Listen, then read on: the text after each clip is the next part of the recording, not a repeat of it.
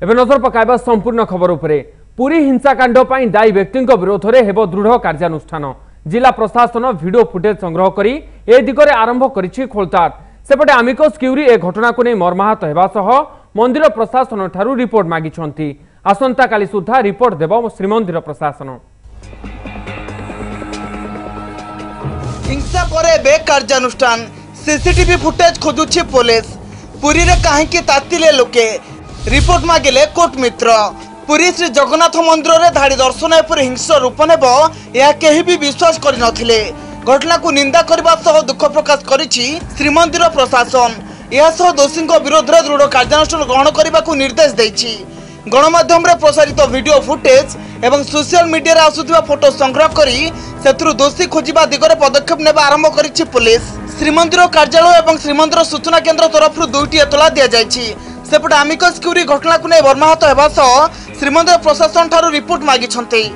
अधर्य है एभली कांड घटेबार कौन आवश्यकता नाला। एटा भी मु निष्पत्ति नहीं सेवक मैंने एमती भी सब गेट दे जावासवा करुले। ये विषय मत आमर जो लर्नेड आमिकस क्यूरी से दिल्ली काली मत 2 थर फोन करते। सी अत्यंत मर्माहत इनसीडेंट उपर समस्त वीडियो फुटेज एवं डिटेल रिपोर्ट मत मागी कौन कौन होती विषय अति शीघ्र सी पूरी गस्तर आसो बोली कहते। पुरी रे घटिथिबा एपरि घटना को नहीं कांग्रेस विचार विभाग तदंत दाबी करिछि।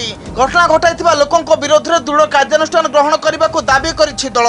सेपटे मंत्री महेश्वर महाती घर उपर होइथिबा आक्रमण को निंदा करिछि बीजेडी। समस्त घटना पर बीजेपी को दायी करिछि दल। तेबे बीजेपी कहिछि तांको दल को दायी करबा उचित नुहे। जे कोनोसी लोक जाई परिबो हिंदू धर्मर माँ भौणी माने जाई दर्शन करि परिबे। बाधा सृष्टि होइछि अन्याय कराई से सेवायतों पर सब बेले अटैक सेवा करी करी से माने मु भाबुछि जुडिशियल इनक्वारी गोटे हेले भल हबो। राजनीतिक कथा तदंत पर जना पड़िबो किंतु जो माने जहाँकर पछत पटे जो माने थिबे ये बड़ी प्ररोचना न हेले ये घटना घटंता।